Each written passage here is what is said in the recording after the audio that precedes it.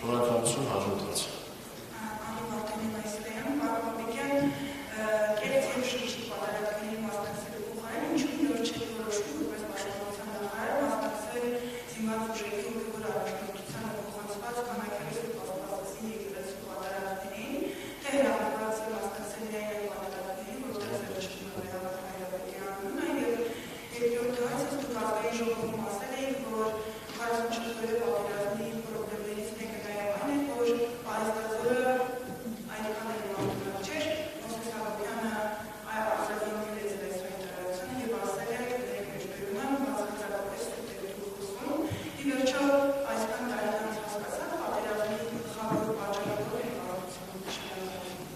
Գիտեք, հիմա կոռեկտություն ինձ թույլ չի տալիս, ես Մովսես Հակոբյանին արձագանքեմ նույն ոճով, ես սուտ չեմ խոսում։ Դա բոլորին պարզ է, ու դա 44-օրյա պատերազմի արդյունքների մասին է։ Մովսես Հակոբյանը գուցե ունենա ամոթ եւ պատիվ ու լռի, եւ հորդորում եմ լռել։ Լռել։ Ու ծպտուն չհանել, որովհետեւ դա իրենց գործունեության արդյունքն ու հետևանքն է,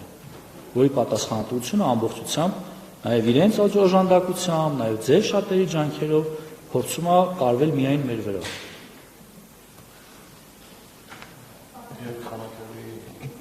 Անկեղծ ասած, ես պատարագի մասնակցում եմ այնտեղ, որտեղ ուզում եմ, եւ երկրորդ ես չունեմ ինֆորմացիա, որտեղ է վկայակոչվում Կտրիժ Ներսիսյանի անունը, որտեղ չի վկայակոչվում։ Եթե ես միտեղ մասնակցեմ, վստահ եղեք, որ չի վկայակոչվի։ Շնորհակալ եմ։ Շնորհակալություն, հաջորդածը։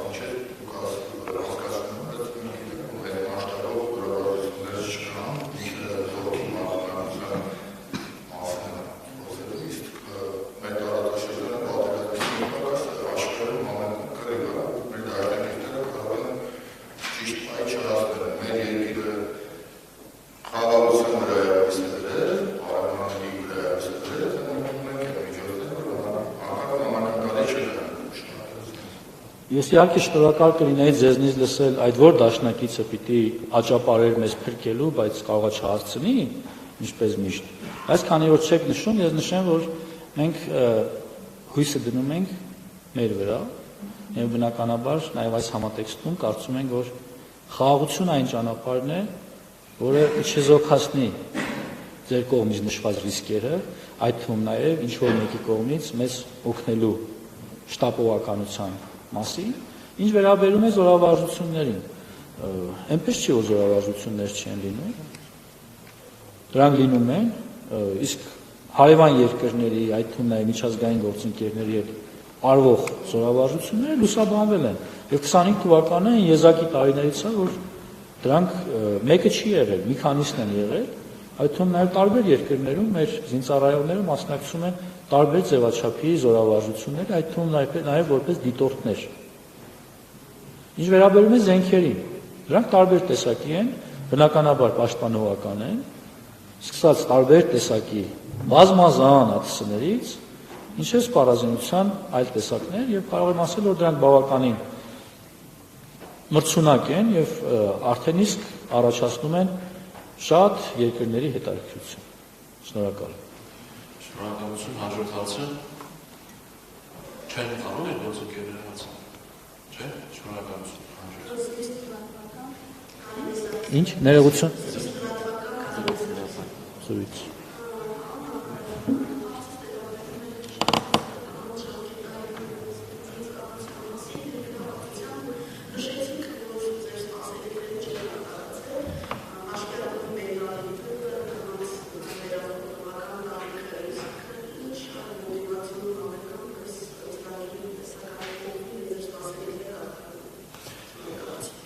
Գիտեք, ճիշտ աշխատանքն է, այդ թվում նաև ոչ միայն մեր կողմից, այլև ավելի ինլայնված աշխատանքն է, մենք կարծրատիպեր կոտրելու խնդիր ունենք։ Դուք կանայք կարծրատիպեր կոտրելու խնդիր ունեք, հարգելիներս, որովհետև այլ հավասար պայմաններում մենք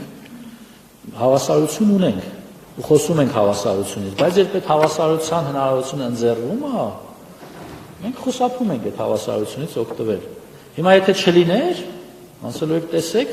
կանանց հնարավորություն չի ընձեռվում, այ որ կանանց թողային, գիտեք, տասնյակ հազարավոր հայուհիներ կզինվորագրվեին հայրենիքի ծառայության։ Ես չեմ բացառում, որ այսօր էլ հայուհիները ունեն այդ ցանկությունը, մեր քաղաքացիները ունեն այդ ցանկությունը, բայց խանգարում է կարծրատիպերը, եղբայրը, հայրը, ամուսինը, շրջապատը, ասեմ ինչ են պատրաստում անել, պատրաստում ավելի ինտենսիվ լուսաբանել, այդ թվում նաև իմ մասնակցությամբ,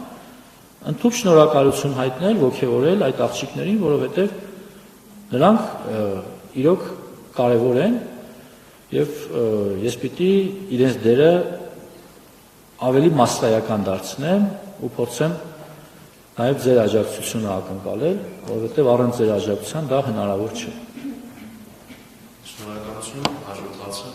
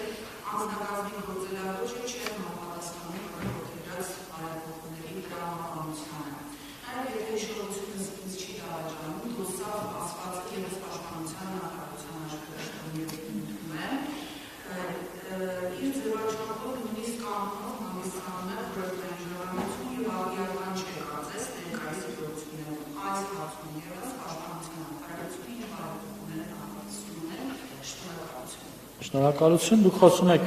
հասարակական կազմակերպության մասին, որի հետ եղել է մշտական պայմանագիր, ովքեր կատարել են ծառայություններ են մատուցել պաշտպանության նախարարությանը, այն է նախապատրաստել են զինվորներին վարորդական պատրաստության դասընթացներին։ Այսօր պաշտպանության նախարարությունը պայմանագրեր ունի մի շարք նմանատիպ այլ կազմակերպությունների հետ, ովքեր մեզ օգնում են նախազորակոչային շրջանում պատրաստել ապագա զորակոչիկներին, որպեսզի նրանք պատրաստ լինեն եւ ստանան վարորդական իրավունք ու ծառայեն Հայաստանի Հանրապետությանը որպես վարորդ զինծառայողներ։ Խնդիրը այսպես է կարգավորվում, այսինքն մենք սա նույնպես դիվերսիֆիկացրել ենք, տարածել ենք եւ կան նոր խաղացողներ, նոր ընկերություններ։ Ինչ վերաբերում է զինկոմիսարիատներին, լուծումը մենք տեսնում ենք ավտոմատացման մեջ, թվայնացման մեջ։ Մենք վերջին 2 տարիների ընթացքում այս ուղղությամբ էական աշխատանք ենք կատարել, այդ թվում նաև ինֆորմացիայի թվայնացման ուղղությամբ, այս փուլում ընթանում են տարբեր տեսակի սերվերների ինտեգրման գործընթացներ եւ սրանց վերջնականացման արդյունքում մենք էապես կփոքրացնենք մարդկային գործոնը, այսինքն մարդկային կոնտակտը բավականին կքչանա, իհարկե վերաբերում է ենթակառուցվածքների վերանորոգում ոչ միայն զինկոմիսարիատներին, այլև շատ այլ ենթակառուցվածքների։ Հարգելի գործընկերներ, մենք ժառանգել ենք բավականին վատ ենթակառուցվածքներ, սա տարբեր պատճառներ ունի։ Ունենք դեպքեր, երբ դրանք ընդհանուր սովետական են եւ որևէ կոսմետիկ վերանորոգման անգամ չեն ենթարկվել, բայց միևնույն ժամանակ մենք առաջնություն տալիս ենք այն ուղղություններին, որոնք կենսական նշանակություն ունեն զինված ուժերի պաշտպանունակության զարգացման ուղղությամբ։ Կհասնենք նաև դրանց։ Ես շնորհակալ եմ, որ դուք բարձրաձայնեցիք խնդիրը, այո, նման խնդիր ունենք, բայց դա ամենակարևոր խնդիրը չէ, ցավոք, բայց կհասնենք դրան։ Երբ դա դառնա ամենակարևոր խնդիրը, ուրեմն մենք որևէ խնդիր չունենք։ Շնորհակալ եմ։ Շնորհակալություն, հաջորդացը։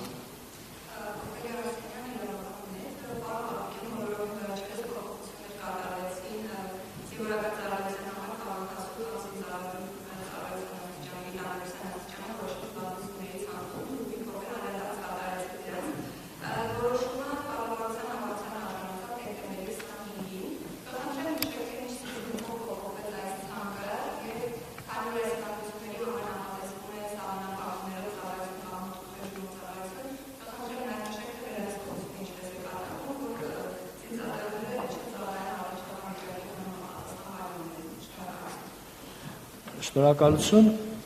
վերահսկողությունը կատարվում է կենտրոնական բժշկական համակարգի միջոցով, այսինքն տարվա ընթացքում ուսումնասիրություն է կատարվում, որ զինվորները իրենց ծառայությունը իրականացնեն ըստ իրենց հիվանդությունների ցանկի։ Ինչ վերաբերում է փոփոխությանը, անկեղծ ասեմ, այս փոփոխությունը որևէ քաղաքական կոմպոնենտ իր մեջ չունի, այսինքն չկա մի հիվանդություն, որը հատուկ իմ ուշադրությունը հրավիրել է եւ մենք հետեւական գնացել ենք դրա հետևից, օրինակ կիստան նշեցի ես։ Սա հիմնականում մասնագետների քննարկման արդյունքում որոշակի փոփոխությունների ենթարկված կարգ է եւ եթե ուշադիր եք եղել, անգամ նախագիծը հրապարակային զեկուցման չի դրվել, որովհետեւ եթե լիներ այնպիսի փոփոխություններ, որոնք լինեին իմ կողմից հրապարակելի, ես դա կհրապարակեի։ Բայց իհարկե այնտեղ կան փոփոխություններ, որոնք ազդելու են զորակոչի վրա, օրինակ մի օրինակ բերեմ, նախկինում օրինակ սպորտսմենները գալիս էին զինվորական ծառայության, որպես կանոն օրինակ ունենում են սրտի հետ կապված որոշակի տարբերվող նկարագիր, քան մերն են։ Բայց ֆիզիկապես ամենապատրաստված, ամենաունակ տղաները չէին կարողանում ծառայել ավելի ուժային ստորաբաժանումներում։ Մենք հիմա այդ փոփոխությունը կատարել ենք նրանց այդ հնարավորությունը ընձեռելով։ Այսինքն ստացվում է գալիս էին զինված ուժերում իրենք ավելի թեթև ծառայության էին անցնում, ելնելով նրանից, որ սրտի ծանրաբեռնվածության բերումով ունեն որոշակի կենսաբանական փոփոխություններ, որը կյանքին վնաս չբերող փոփոխություններ են, բայց մենք հաշվի առնելով հիվանդության կոդը, այսպես ասած, կամ դիագնոզը հաշվի առնելով, նրանց տանում էինք օրինակ թեթև ծառայորինակ պատկերացրեք բռնցքամարտիկ, ըմբշամարտիկ, ընդհանուր վազորդ, բայց կապի ստորաբաժանում թեթև ծառայություն է իրականացնում, բայց կարող էր հատուկ նշանակության ուժերում լուրջ խնդիրներ լուծել եւ դառնալ լուրջ զինվոր։ Այս փոփոխությունների մասին է խոսքը, հիմնականում եթե կարիք ունեք ավելի մանրամասն իմանալու, նախ կառավարության փոփոխության մեջ կա նախագծի, բայց եթե կարիք կա, դիմեք, մենք ավելի մանրամասն ձեզ ինֆորմացիա տանք։ Շնորհակալ եմ։ Շնորհակալություն։